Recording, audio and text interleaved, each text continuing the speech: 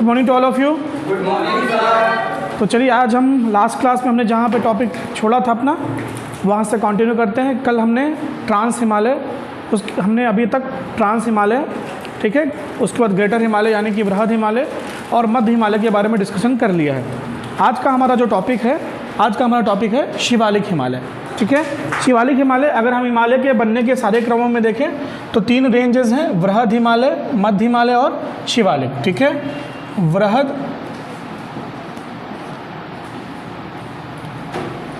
मध्य और शिवालिक।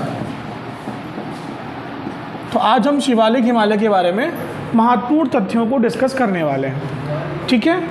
महत्वपूर्ण तथ्यों को डिस्कस करने वाले हैं। चलिए इसको एक बार देखते हैं। आप लोग प्लीज़ थोड़ा सा साइलेंट रहिए।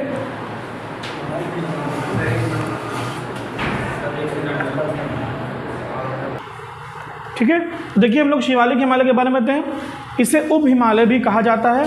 यह श्रेणी पंजाब के पोटवार बेसिन से प्रारंभ होकर पूर्व में कोसी नदी तक विस्तृत है, ठीक है। अभी हम हिमालय के प्रादेशिक विभाजनों को देखेंगे तो हम देखेंगे कि हिमालय कहाँ कहाँ पर स्थित है और किन किन नदियों के क्रम में हिमालय का विस्तृत विभाजन देखने को मिलेगा। तो नदियों के अनुसार भी मैं आपको हिमालय के बारे में डिटेल बताऊंगा, ठीक है। अभी तक हमने 2 नदियों के बीच हिमालय को समझा है। पहली नदी कौन सी होगी? सिंधु। दूसरी कौन सी होगी? ब्रह्मपुत्र। सिंधु और ब्रह्मपुत्र के बीच हिमालय पाया जाता है। लेकिन हिमालय के नदियों के अनुसार प्रादेशिक विभाजन भी है, ठीक है। हम डिस्कस करेंगे इसका मतलब क्या है, मैं आपको समझाऊंगा पहले, ठीक है। सबसे पहले बेटा पंजाब हिमालय आएगा, फिर कुमाऊं हिमालय आएगा, फिर नेपाल हिमालय आएगा, फिर असम हिमालय आएगा। इन चारों भागों को हम लोग पढ़ेंगे। नदियाँ क्या रोल प्ले करती हैं इनको भी डिस्कस करेंगे, लेकिन अभी इनके बारे में डिटेल लेते हैं। तो प्रादेशिक, फिर देखिए यह हिमालय पंजाब के पोटवार बेसिन से प्रारंभ होकर पूर्व में कोसी नदी तक विस्तृत है। हिमाचल प्रदेश में यह सर्वाधिक चौड़ा, कितना, लगभग 50 किलोमीटर, जबकि अरुणाचल प्रदेश में इसकी चौड़ाई मात्र 15 किलोमीटर के आसपास है। मतलब अरुणाचल प्रदेश जाते जाते जो आपका शिवालिक रेंज है वो काफ़ी सक्रिय हो जाती है, जबकि आप यहाँ देखेंगे हिमाचल प्रदेश के क्षेत्रों में तो ये कितना है, लगभग 50 किलोमीटर चौड़ा है, ठीक है। समझ रहे हैं बात को, ठीक है। आगे बढ़ते हैं। देखिए शिवालिक हिमालय की जो औसत ऊंचाई थी, औसत ऊंचाई है वो कम है मतलब कितनी है? 1500 से 2000 मीटर। कितनी? 1500 से 2000 मीटर। मैंने कल आपको बताया था कि जो आपका बृहद हिमालय बेटा वो कितना है? औसत 6000। कितना है? 6000। आप मध्य हिमालय देखेंगे तो लगभग 4500 किलोमीटर। कितना बेटा? 4500 किलोमीटर, बोलो 4500 मीटर, यानी कि लगभग 4.5 किलोमीटर ऊंचा है एवरेज, ठीक है। लेकिन यहाँ पर देखेंगे तो शिवालिक हिमालय कितना है? 1500 से 2000। इसका मतलब ये कम ऊंचाई वाला क्षेत्र मिलेगा। तो इसमें पाई जाने वाली जितनी भी श्रेणियाँ होंगी, जितनी भी चोटियाँ होंगी, ठीक है, वो कैसी होंगी? As compare to middle Himalaya और ग्रेटर हिमालय हाइट में क्या होंगी? ये कम होंगी, ठीक है। चलिए आगे देखते हैं। जहाँ शिवालिक हिमालय है वहाँ प्राचीन में इंडो ब्रह्म नाम की एक नदी बहा करती थी। प्राचीन में ये नदी प्रवाहित होती है, ऐसे वैज्ञानिकों का मत है। इस नदी घाटी के निक्षेपित अवसादों से शिवालिक हिमालय की उत्पत्ति हुई है। मतलब ऐसा माना जाता है कि वहाँ कोई एक इंडो ब्रह्म नाम की नदी बहा करती थी। देखिए पहले नदियाँ, मैंने आपको बताया कि नदियाँ हमेशा ऐसे क्षेत्र में जाके बहेंगी जहाँ पे प्रवाह हो, क्या हो? प्रवाह हो। और समानता अगर हम आप देखें तो आप देखते हैं गंगा नदी कहाँ बहती है? बंगाल की खाड़ी की ओर। यानी भारत का जो जल है नदियों का वो या तो अरब सागर में गिरेगा या तो बंगाल की खाड़ी में गिरेगा, ठीक है। वो नदियाँ जो सदा नीरा यानी जो प्रवाहित होती हैं वर्ष भर, उन्हीं में जल होता है। उन्हीं का जल इतना सक्षम हो पाता है कि वो बह करके कहाँ तक पहुँच जाए? कहाँ तक पहुँचे? सागर तक पहुँच जाए। यानी कि या तो नदियाँ अपना जल या तो बेटा इधर वाले साल में गिराएंगी, ये अरब सागर हो गया, या तो बंगाल की खाड़ी में गिरवाएंगे, ठीक है। भारत में मुख्यतः यही 2 नदियों का क्रम है। तो उस वक्त एक इंडो ब्रह्म नाम की नदी बहा करती थी, ठीक है। कहते हैं वैज्ञानिकों का मत है कि जहाँ इंडो ब्रह्म नदी बहा कर रही है वहाँ पर आज हम नदियों के साक्ष्य कैसे प्राप्त करते हैं? देखिए जब कोई चीज़ बहती है, आप यहाँ से आप एक मिट्टी पर 1 गिलास पानी डाल दीजिए, मैदान हो, पानी डाल दीजिए, ठीक है। पानी डालिए, उसके बाद मतलब 1 गिलास छोड़ दीजिए, थोड़ा और 1 बाल्टी पानी डाल दीजिए। पानी जिधर से बहेगा अपने बहने का रास्ता वो तय कर लेगा, और उसके बाद जैसे वो सूख जाएगा तो पानी तो चला गया, लेकिन वो जो रास्ते ने उसने मिट्टी हटाई या मिट्टी के ऊपर जो संरचना बनाई वो देखने को मिलेगी। तो शिवालिक रेंज की जो ऊपर की चोटियाँ हैं उसमें ऐसा दिखता है कि यहाँ पर पानी बहने के साक्ष्य हैं, जबकि वो संभव नहीं है। ठीक है, ऊपर से संभव नहीं है। तो इसका मतलब जब वो नीचे था, जब वो समतल नीचे था, तब वहाँ पर कोई नदी बहा करती थी। ठीक है, याद रखिएगा। चलिए, तो यहाँ देखते हैं लघु हिमालय पर्वत से निकलने वाली नदियों में इसके अपरदन के कारण शिवालिक श्रेणियों कई स्थान पे कट गई है। क्यों? अब इसके ऊपर मिडिल हिमालय, उसके ऊपर ग्रेटर हिमालय, मतलब वृहद हिमालय, मध्य हिमालय, फिर शिवालिक। मैक्सिमम नदियों का उद्गम कहाँ से हो रहा है? वृहद हिमालय या मध्य हिमालय से, वृहद हिमालय या मध्य हिमालय। तो वो नदियाँ बह करके कहाँ आएंगी? शिवालिक हिमालय। तो शिवालिक हिमालय ऊंचा तो था, लेकिन उसको ये ऊपर से आने वाली नदियों ने क्या कर दिया?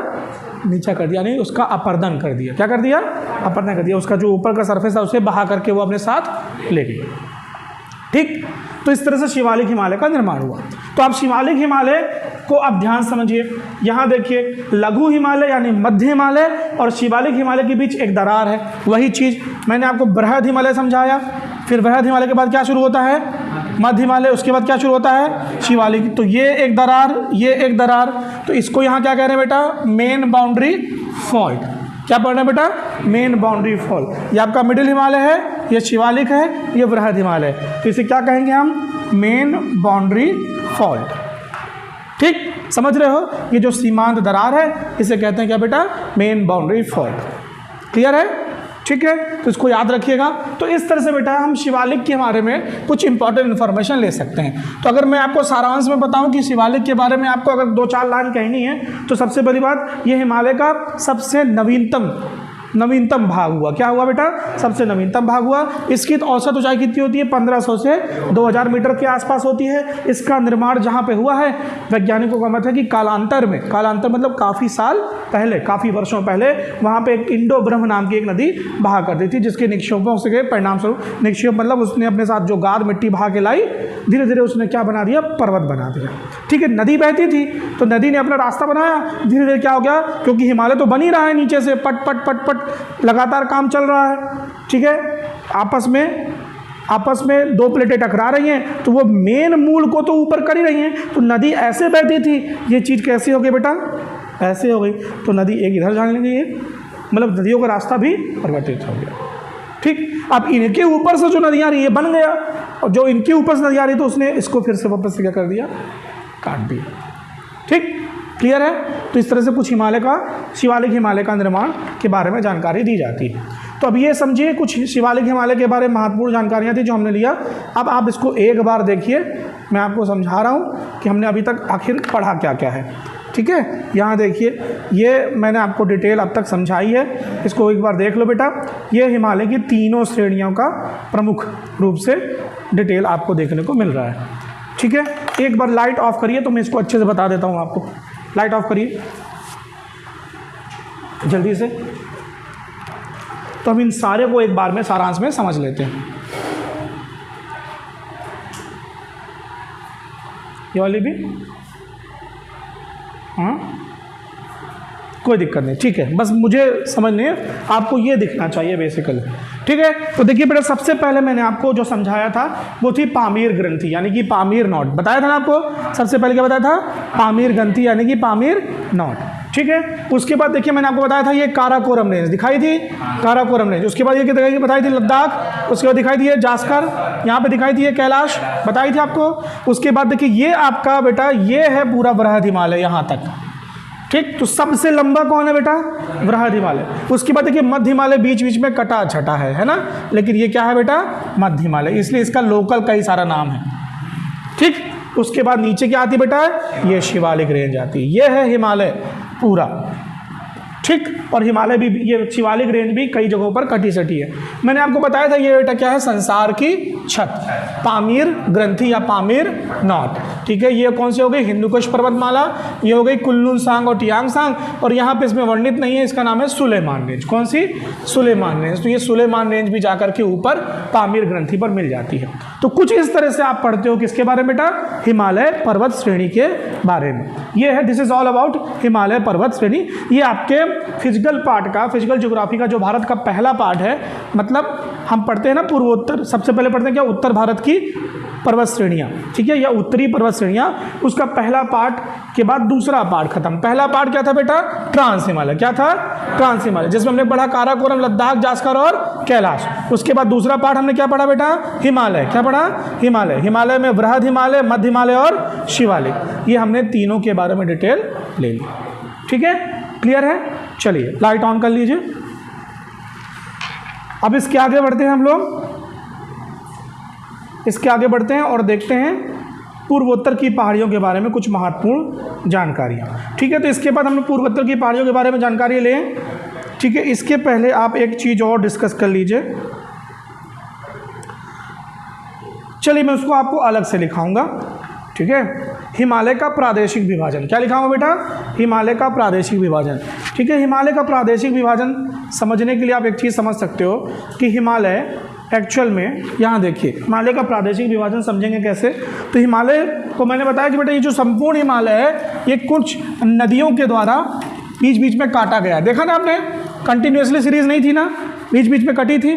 तो कौन कौन सी नदियाँ हैं, सबसे पहले बेटा आता है, सबसे पहले आता है पंजाब हिमालय। कौन सा हिमालय आता है, पंजाब हिमालय। ये दो नदियों के बीच में है, ठीक है, पंजाब हिमालय।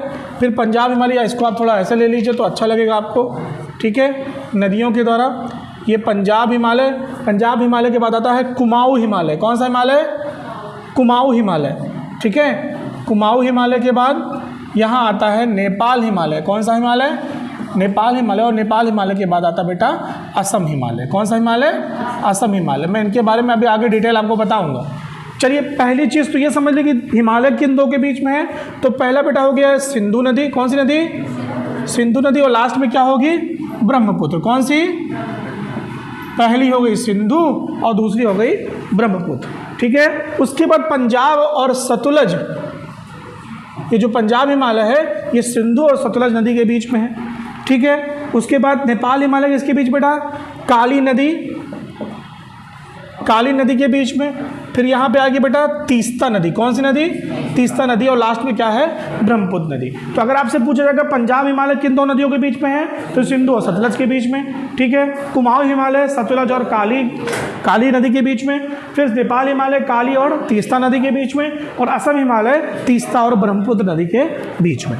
तो इस तरह से हिमालय का प्रादेशिक विभाजन हो गया नदियों के क्रम में। किसके क्रम में, नदियों के क्रम में, ठीक है। चलिए कल से हम इसका सेकेंड पार्ट पढ़ेंगे। सेकेंड पार्ट मतलब जो इसका सेकेंड पार्ट होगा हम पढ़ेंगे बेटा कल से। क्या, यहाँ से समझिए, ये हमने हिमालय के बारे में पढ़ा डिटेल, ठीक है। कल हम लोग पढ़ेंगे पूर्वोत्तर की पहाड़ियाँ। क्या पढ़ेंगे, पूर्वोत्तर की पहाड़ियाँ। और मैं पूर्वोत्तर के बारे में कई सारी डिटेल आपको समझाऊंगा, ठीक है, राइट। तो चलिए ये वीडियो आपका थोड़ा छोटा है, ठीक है, लेकिन ये टॉपिक हमारा यहाँ पर कंप्लीट होता है। इसके बाद हम दूसरा टॉपिक कल शुरू करेंगे, ठीक है। Till then goodbye, thank you.